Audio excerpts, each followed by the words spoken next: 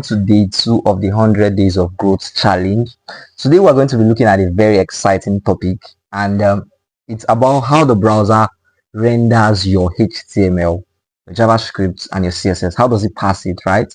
So this is a very important topic for you to understand, because if you do not understand it, you keep having issues with where do I place my CSS, where do I place my JavaScript, am I doing it right, what am I doing wrong, and all that. So let's jump right in. But before we do, if you've enjoyed yesterday's content and today's content, do not forget to like, do not forget to drop a comment if you learned something, do not forget to share, and also turn on the subscription button so that you can always be notified whenever I release a new video. So thank you. Let's get right into the video. So we are going to start with, I already wrote down all of the HTML so that it doesn't consume so much time. I'm going to just take my time to explain how everything works. So by default, the browser loads our page, our DOM, or our HTML, JavaScript, and CSS synchronously, which means it loads from top to bottom. Now, if you look at this, we have our script tag placed in the head, and then here we're trying to console log head script executing, and then we're on number 2. Can I access body.document? Can I access body, which is document.body? Now, the question here is, can I access the body that has not been loaded at this position here in the head? No, this is going to return null. Why? Because like we said, it loads synchronously. It loads from the top to the bottom. So until it gets to this position where it loads the DOM and paints the DOM tree, it cannot access the document body. And if we open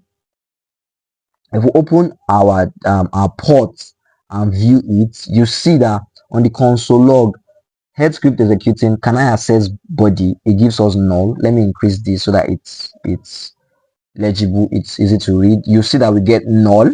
Why? Because by default it loads synchronously. So but if you look at the script tag we placed at the bottom, at this point the DOM is fully loaded. We can now access document.body. So we have document.body. Why? Because the DOM has been loaded fully.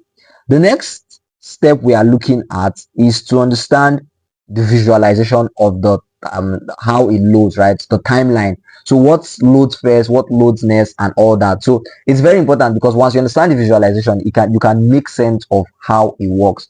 Don't forget that your JavaScript is the functional part of your application, or should we say the JavaScript is what gives life to your application. So your JavaScript needs your HTML to load first before it can run.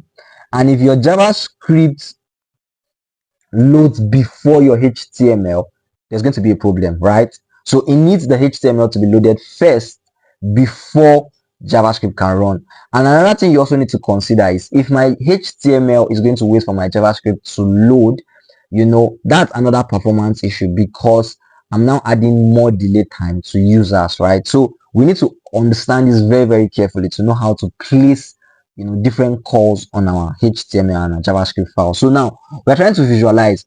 Here we are trying to log when the whole loading started. So there is a start time on the window object. We're assigning it to the performance object, and we are getting the time the performance count started on the performance object.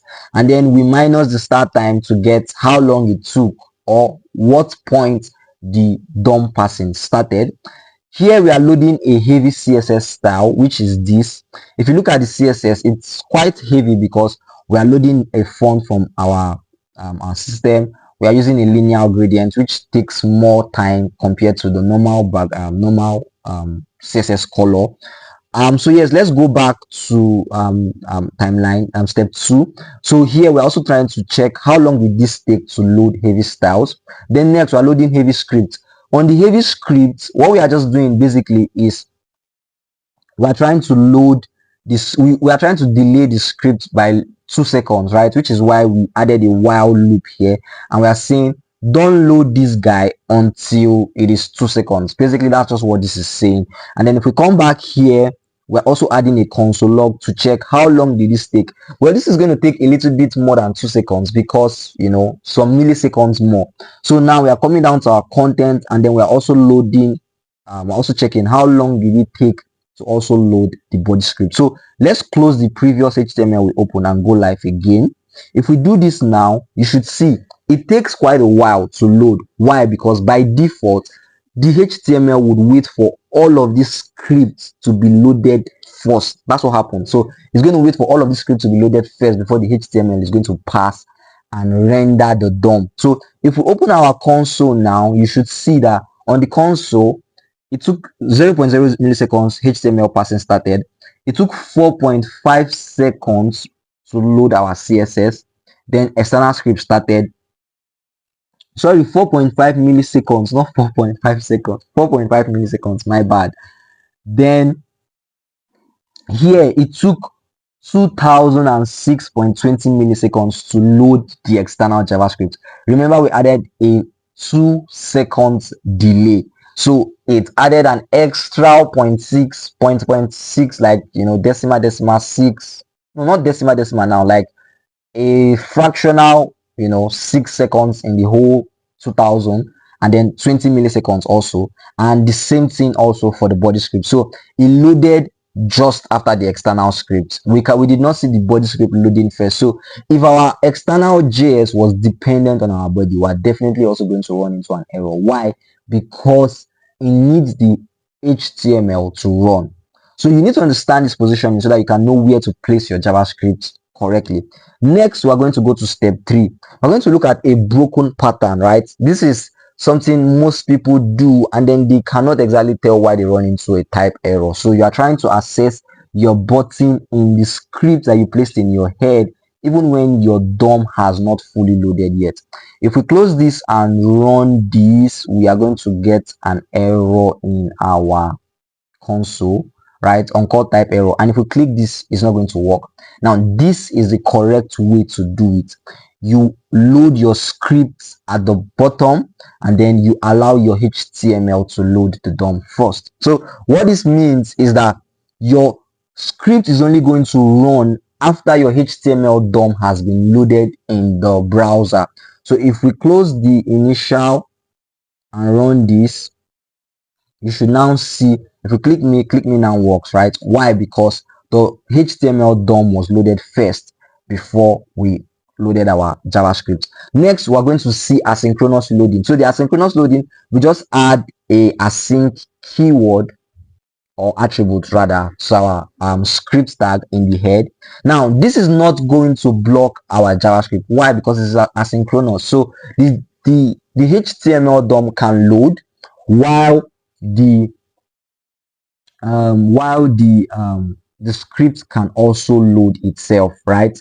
Now the beautiful thing about the script is that order is not guaranteed. Async analytics.js can load first, main.js can load first, depending on which of them, you know, runs first. But if we look at our analytics.js, you see that it takes a delay of 1 second, our main.js a delay of 500 milliseconds.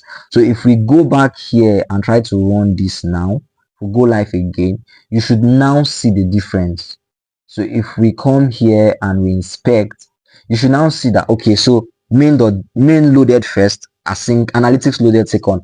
If we refresh this again, you now see the second time analytics loaded first, main loaded second. So that's it for asynchronous. So asynchronous, it depends on which of them loads, like finishes loading first. That's what renders first, and it doesn't also block the HTML. Why?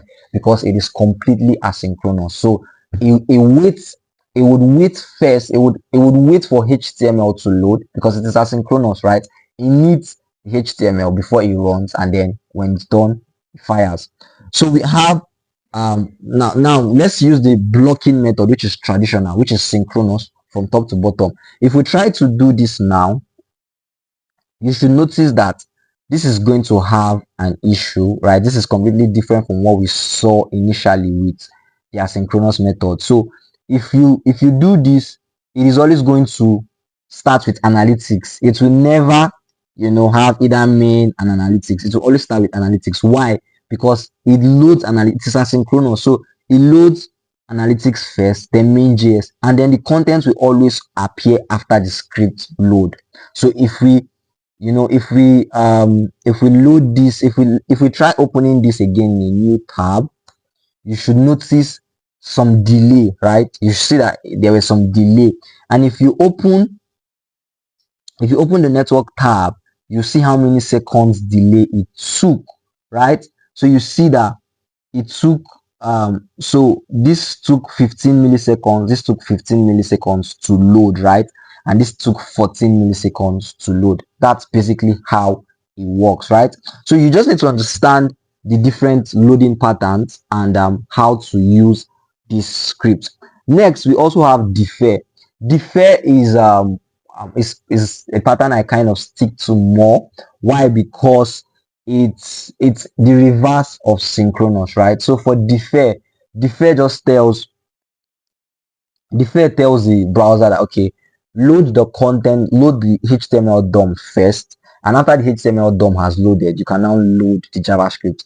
And that does not it doesn't affect where you place your JavaScript. You can choose to place it at the top, you can choose to place it at the bottom, as long as you added the defer keyword or the defer attribute. So what this tells it is, it tells the JavaScript to wait, do not load until the DOM has been fully loaded. Now this is used okay. So if let's look at no need to console this because it's like already clear. Now let's look at the React example to understand the defer more properly. The React example, this is practically how React works. Now we need to understand this also because React works with a lot of packages, external packages, right? That makes React. Now, so how does it handle loading all of those packages? So first, React always loads CSS. The reason why it always loads CSS is because it needs the CSS to render the HTML properly. If your HTML does not receive, if your CSS is not loaded first, your HTML will not render properly on initial render, which might be very, very bad for user experience. Then next, it loads critical resources. Your critical resources could be your font, it could be your maybe you are using an icon library, you are using a particular asset library, SVG. It's going to load it next. Then next, it loads third-party scripts that do not need the DOM. Now for this, we are adding async. Why? Because it does not need the DOM, so it can run whenever it is ready. So for instance, when you are running an analytics, maybe from your server, you want to be able to track analytics record on your site, you can use this. Then next, every single main, right, every single JavaScript that is dependent on our dependent on this to load, right? So because what React basically does is that React basically uses the root div, which is this root that we have ID on our HTML, and this is where it renders, you know, everything that in our React component has. Because basically React is still HTML. It just helps us build component based, you know, it's just a component based library that reuses different components and helps us write better code instead of writing all the long code we're going to be writing with vanilla JS. So now we added our main JS. The main JS would now be our React file, or it could be main JS, or directly you could also call your app.js, but most likely main JS. And then this time around is using defer, which means we are telling it that do not run until the body has been fully loaded. So it is only going to render your JavaScript app when this has fully loaded, else it is not going to run. So next we have an exercise. Now this exercise, I want you to take this exercise as a challenge. I'm going to pause my screen for a while and I want you to take this exercise and let's see how to fix this and how to get this to run, because this is broken. So this page has poor performance. Optimize it to improve time to first contentful paint. So pause your screen. I'm going to pause my screen and I expect you to solve it first before you move on to the solution. So here's the solution. So what the solution basically does is that we are not going to load any of the JavaScript in our head. Why? Because like we said, we want our body to load first, our HTML DOM to load first. We don't want to block it, right? That's the fastest way, that's the easiest way to get your HTML to load first.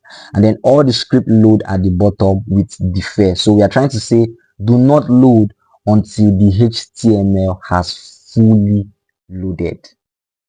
That's basically how everything works.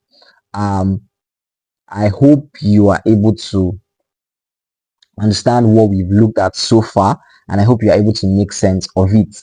Thank you for joining today's episode. I look forward to seeing you in tomorrow's episode. And like I said, do not forget to like, share if you're enjoying the video.